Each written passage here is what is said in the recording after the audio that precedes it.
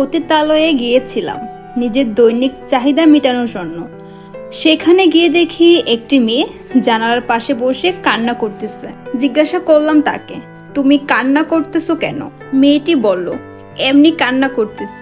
আচ্ছা, আপনি ওয়েট করুন, আমি পোশাক খুলতেছি। কেন জানি মেয়েটির প্রতি আমার একটু মায়া হলো। আমি আবারও জিজ্ঞাসা করলাম, প্লিজ বলুন না আপনার কি হয়েছে?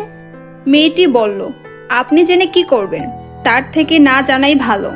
আমি বললাম, প্লিজ বলুন না।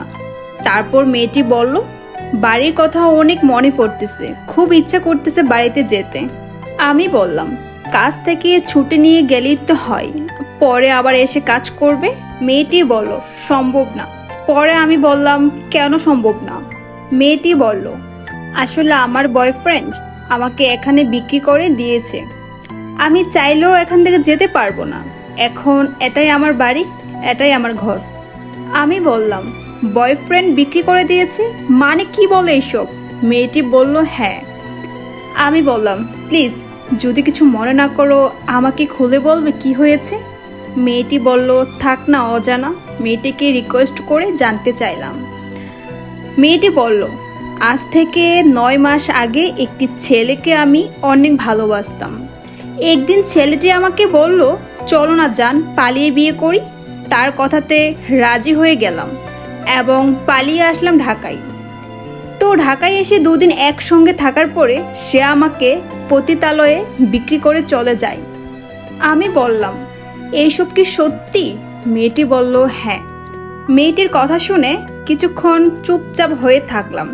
তখন মেয়েটি আবার বলে উঠল, কি হলো, কাজ করবেন না? তখন সোজা মেয়েটিকে বললাম, আমি তোমাকে বিয়ে করতে চাই, তোমার সঙ্গে চিরকাল থাকতে চাই। মেয়েটি বলল, মানে হচ্ছে আমি তোমাকে বিয়ে করব, তোমার সাথে থাক। আপনার মাথা ঠিক আছে? আমি একজন পতিতা, সমস্যা নেই, আমি মানিয়ে নিব। তুমি না হয় তোমার অতীত ভুলে গিয়ে নতুন করে বাঁচবে। এটা কি সম্ভব? তুমি চাইলে সম্ভব। আমি তো আপনাকে চিনি না, জানি না। এছাড়া আপনিও আমাকে চিনেন না, জানেন না। বিয়ের পরে দুজনকে চিনবো, জানবো। আপনার পরিবার লোকজন মানবে? আমার পরিবারে কেউ নেই, আমি একাই। ও, কিন্তু আমাকে এখান থেকে বের করে নেবেন কিভাবে? সেটা চিন্তা না হয় আমি করব, তুমি কি আমাকে বিয়ে করবে? মেয়েটি বলল, বুঝতেছি না কি করব, কারণ একজনকে বিশ্বাস করে ঠকেছি। প্লিজ একটা সুযোগ দাও, আমি তোমাকে ঠকাবো না। কিন্তু আপনি আমাকে বিয়ে করতে চাচ্ছেন কেন সেটা আগে বলুন।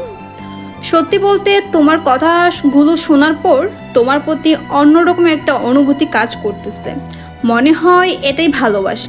মেয়েটি বলল, 2 মিনিটের পরিচয় ভালোবেসে ফেললেন? মনে হচ্ছে এটা আবেগ। আমি বললাম, আবেগ না, 2 মিনিটের কথায় 1 সেকেন্ডে দেখা তো ভালোবাসা যায়। শোনো, আমি তোমাকে এখান থেকে বের করার ব্যবস্থা করতেছি। আমি তোমাকে আজকেই বিয়ে করব। তারপর আমি বললাম, কত কথা তো বললাম, অথচ কেউ কারোর নামই জানলাম না। আচ্ছা, আমার নাম হাসিব, তোমার নাম? মেয়েটি বলল, আমার নাম আয়েশা।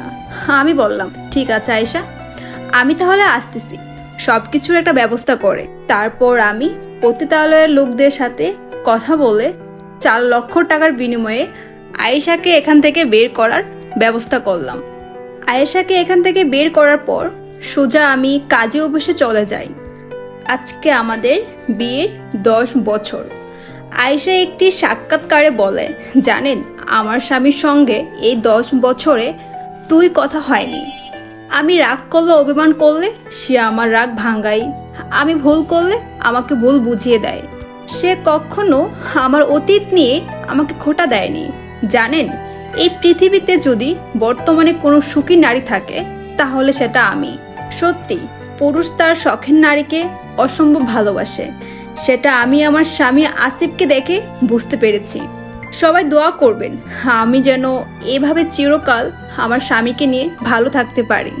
সত্যি, কার কপালে কখন সুখ আসে বোঝা বড়ই দায়। আর ভালোবাসা, ভালো লাগা মন থেকেই হয়। যদি আমার গল্পটা ভালো লেগে থাকে অবশ্যই সবাই আমার পেজটাকে ফলো করবে আর আমার ভিডিওটাকে শেয়ার করে দেবে। যদিও এটা একটা আপুর লাইফ হিস্টোরি আমি সবার সাথে শেয়ার করেছি, ভালো লাগলে অবশ্যই কমেন্ট করে জানাবে।